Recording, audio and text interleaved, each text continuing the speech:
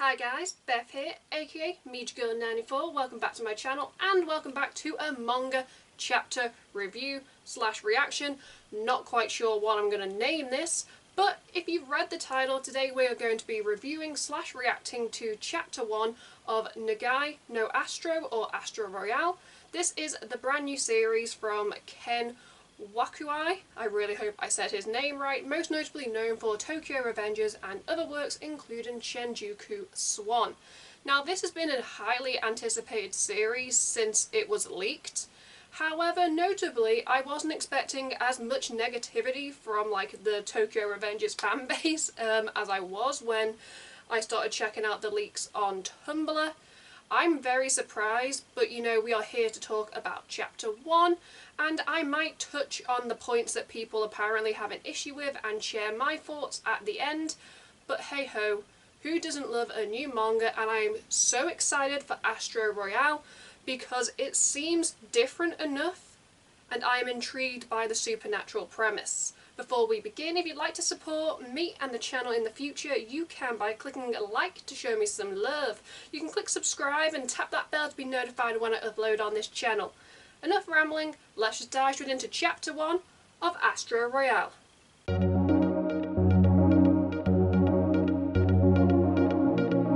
The premise and plot is actually really well set up in chapter 1. I wasn't expecting as much detail. I was expecting to wait until like chapter 2 or chapter 3.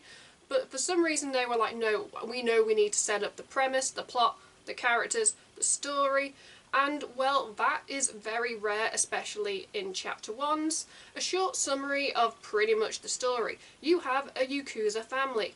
The patriarch dies and well, they're all waiting to find out who's going to be the new leader. We are introduced to the legitimate child and the 11 other adopted kids.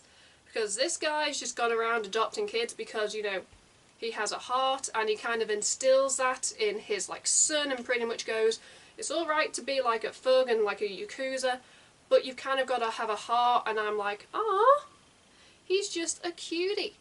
But like I said, he dies and then like the siblings find out who the new leader is and they're not very happy about it. And then there's a meteor shower, you know, that like the main guy is all like, I'm gonna make a wish, because apparently you wish on meteor showers. I thought you wished on shooting stars, but hey ho, I'm not gonna question, you know, I'm not gonna question it. However, the meteor shower turns out to pretty much destroy the Earth and destroy Tokyo, where I believe this is set. And well, people seem to gain powers. And that's definitely going to change the dynamic of this Yakuza family and where the plot and the story is going to go. In terms of the main characters we are introduced to in chapter 1, we are introduced to, well, the legitimate son like Hibaru. I really hope I've pronounced his name right. And then we're also introduced to Terasu, who is the 12th son. He's the 12th adopted son. We are also introduced to like Ku, K-O-U. He is the 11th adopted son, and we are also introduced to Shio, who is pretty much the first adopted son. Yeah, this is going to get very confusing, and it really intrigued me because it seems like Hibaru and Terasu, they must be really close in age, I'm guessing, because they are really close and literally are attached at the hip. However, their interactions with like the two other siblings immediately sets up conflict. And as you can kind of tell, you know, that like they want to be new, but then they also want to keep the old.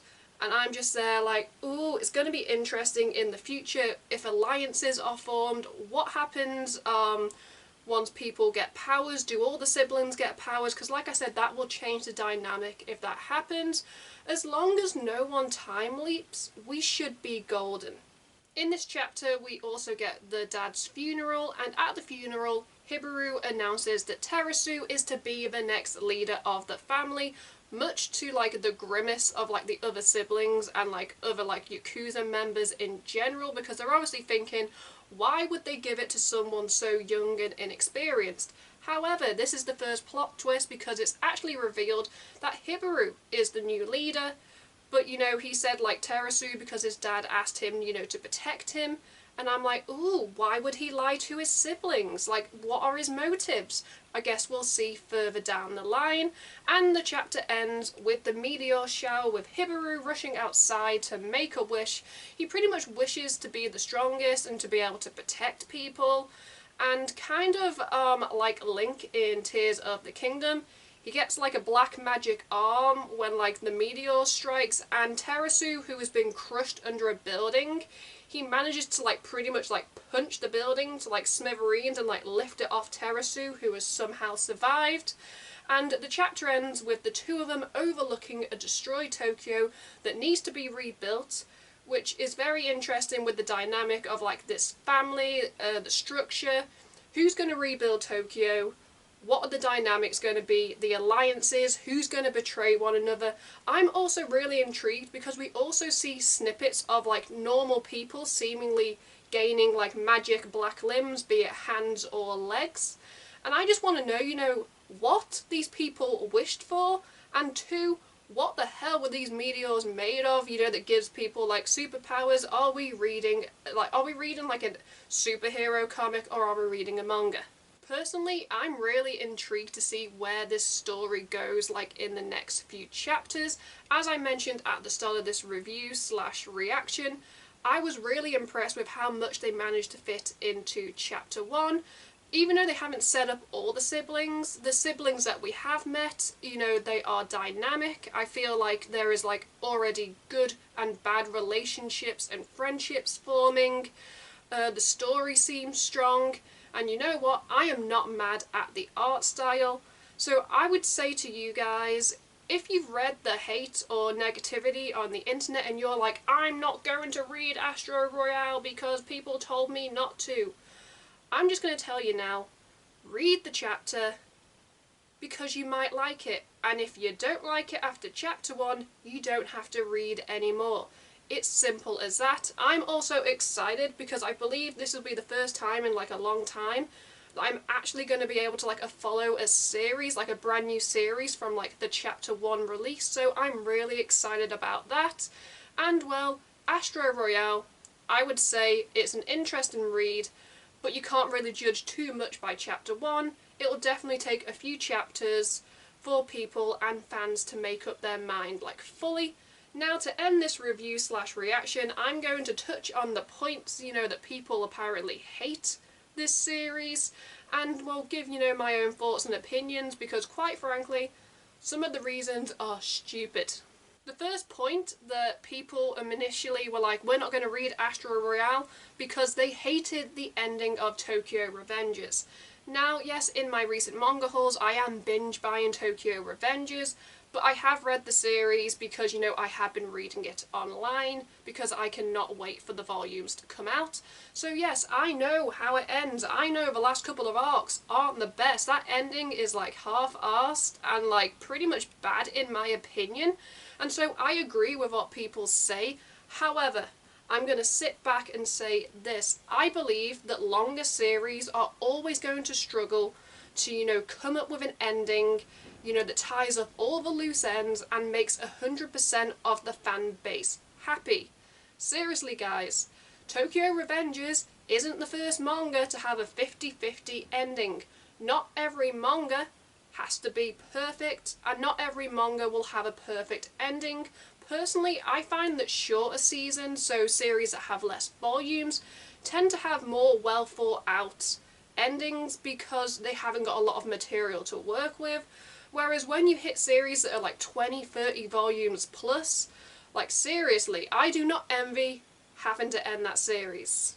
The second reason people were hating on Astro Royale as soon as that cover was leaked, because they didn't like the art style of Tokyo Revengers and kind of how the art style did evolve from like volume 1 all the way up to the end. And what I'm talking about is people did not like the long necks on the characters, and quite frankly I wasn't too fussed because I was more interested in the story. Now guys, writers all have distinct art styles, and once a writer finds that unique art style, I can guarantee you that like 99% of the time that art style is going to carry through to their other works.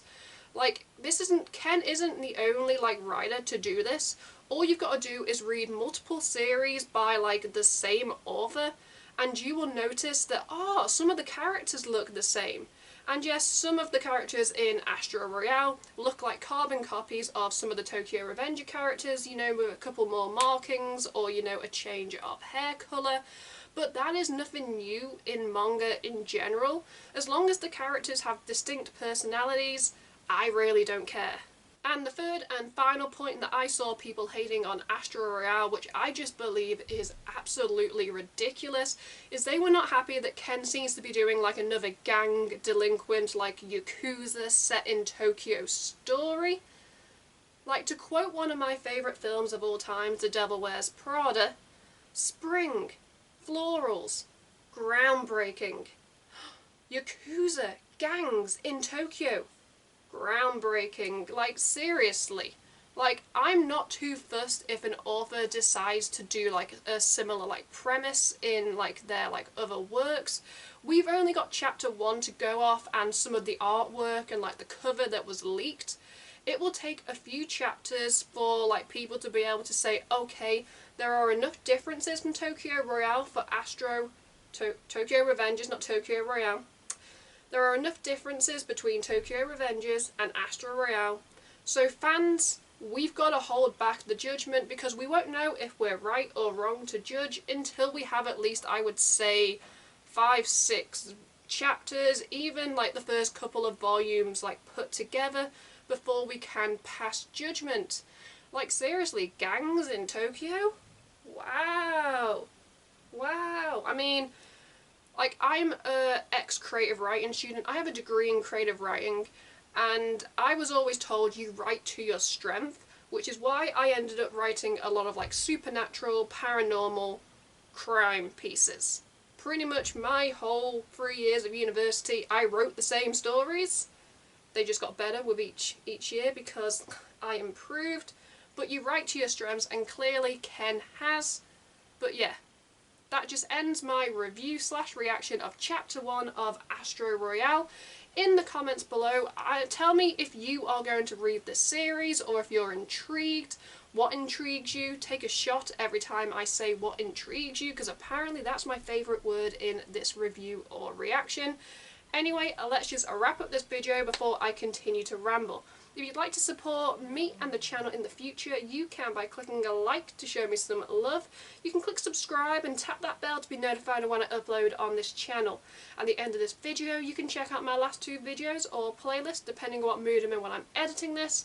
Until next time, I'm Beth, Meet Your Girl 94. Goodbye.